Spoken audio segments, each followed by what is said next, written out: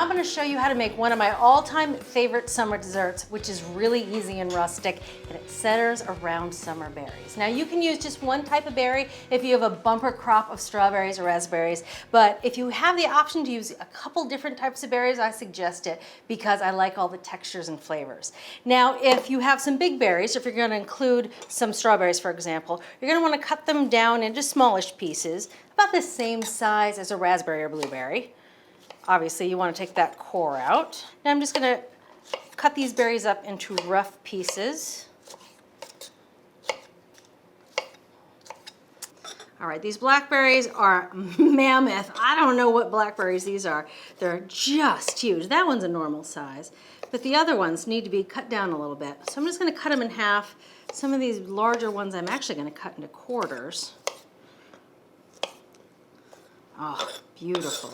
And then some raspberries and some blueberries.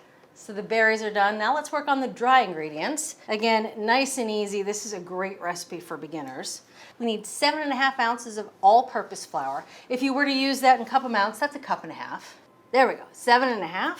To this, we're gonna add some baking powder, a good amount of baking powder, 1.5 teaspoons. And last but not least, 1/2 teaspoon of salt. All right, that's it for the dry ingredients. Nice and simple. Just gonna whisk these together, set it aside. Berries are done, dry ingredients done. Now it's time for the butter and sugar. And here is a stick of softened, unsalted butter. And that's really well softened. I've let that sit out for a couple of hours. That just makes the creaming of the butter and sugar much more efficient. Now for the sugar, we're gonna add 3/4 cup of sugar. 1, 2, 3. So now I'm going to turn the mixer on, let it go for about 3 minutes. That'll make the butter nice and fluffy and it will lighten in color.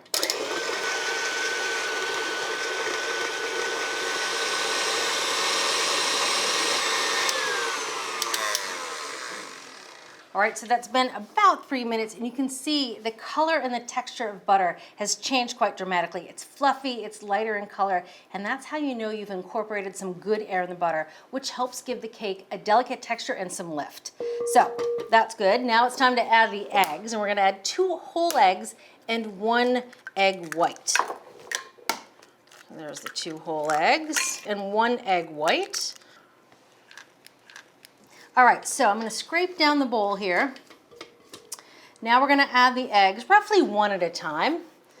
Put this on low. There we go. So you wanna incorporate the eggs just 1 at a time, nice and slow. You want that egg to incorporate into the butter before you add the next one. All right, I'm gonna scrape down the bowl a few times. All right, here comes the other egg. Now I'm gonna add some vanilla. I'm gonna add 1 teaspoon of vanilla. I don't think I've ever measured vanilla ever because if a little extra gets in there, I like the flavor. So about 1 teaspoon.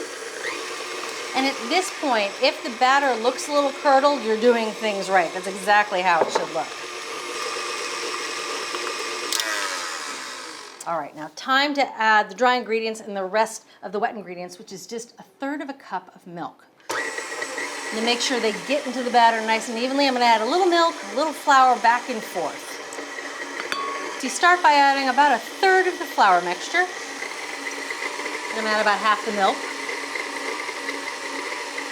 So this back and forth mixture is kind of important because it prevents the batter from getting any lumps. Now, this cake is pretty bomb-proof.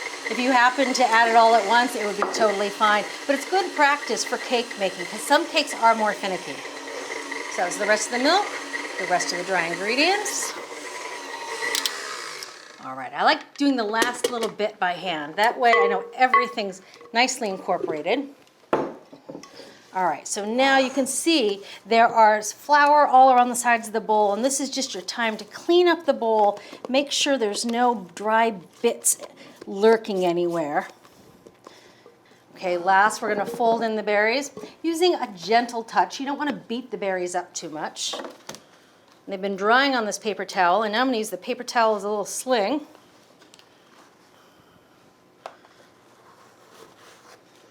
Well, that didn't work very well, did it?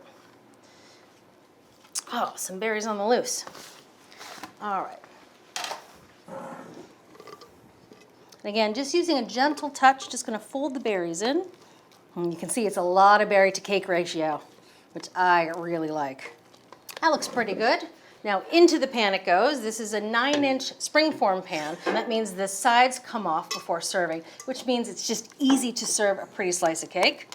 Also, it has tall sides, and this cake gets pretty tall. So into the pan the batter goes, and of course this pan I greased beforehand.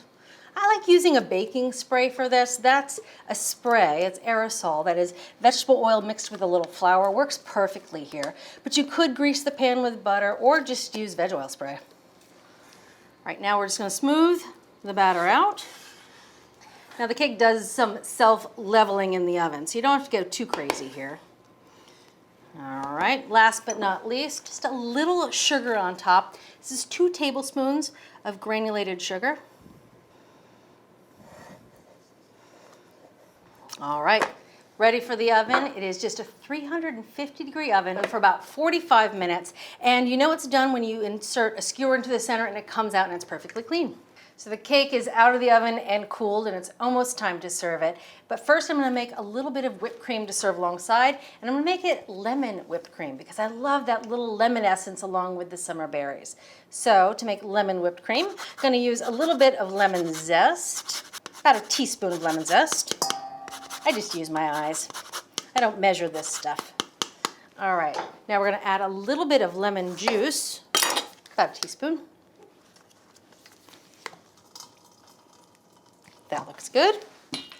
Now I'm going to whip this by hand. I'm not gonna use a mixer because it's not a lot of cream. It's just a cup, and it takes less than a minute to do it by hand, and there's far less dishes. Or more accurately, the dishes can go in the dishwasher, which is a big plus for me. So a few tips if you're gonna whipped cream by hand. One, this bowl is fresh from the refrigerator. It's nice and cold. Same with this cup of heavy cream. It has been in the fridge hanging out, so it's nice and cold. Cold cream whips faster. Now, how you whisk matters. You wanna go back and forth and create waves in the cream. And as the waves crash back through the tines of the whisk, you create shear force. So you're getting double the whisking power. So you go back and forth.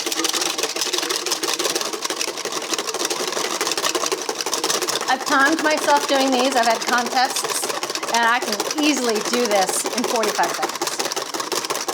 Cheap thrills, I know. It's getting there. Now I'm gonna add the sugar. Now that I've got the cream mostly there, I'm gonna add about 1.5 tablespoons of sugar. Sometimes I add a little less because I just like it lightly sweetened.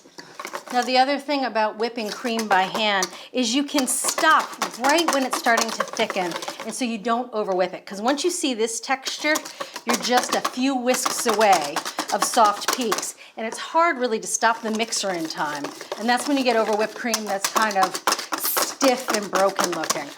If you do it by hand, you get nice, perfect whipped cream. Oh, that is perfection. All right, the whipped cream is done, and now it's time to unmold the cake.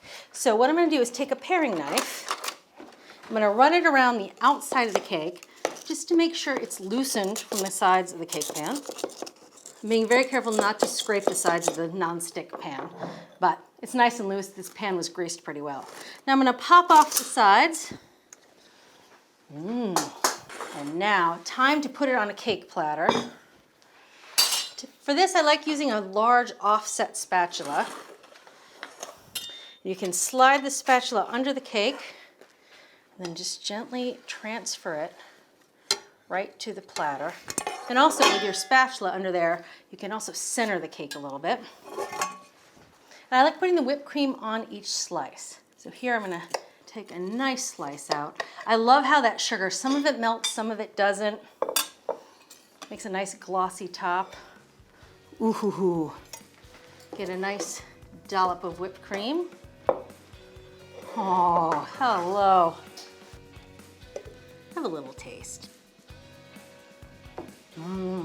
Such a simple flavor with those bursts of berry.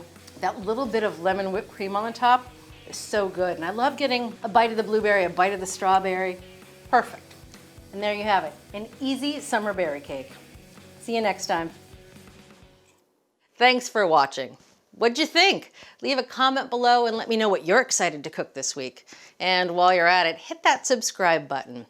You can get today's recipes and more for free at our website, americastestkitchen.com/JuliaAtHome.